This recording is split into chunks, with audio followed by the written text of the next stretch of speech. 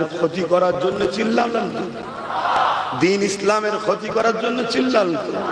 ও আমি আর আমার ভাই হলাম ইসলামের দুশ্মন, এই জন্যই তো সুপ্রিম কোর্টে কেস করেছে, আর আজও আমি চিল্লাচ্ছি, আর বাকি সব এক হুমকিতে ঘরে ঢুকে গেছে।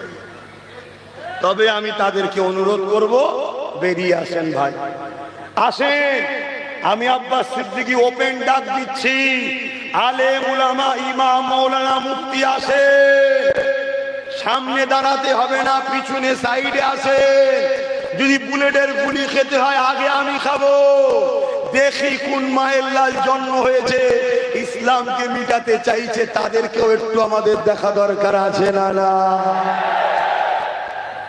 আজ আমাদের সব থেকে বড় ক্ষতি করেছে আমার কওমের একদল মুনাফিক উলামা আর একদল মুনাফিক মুসলিম নেতারা।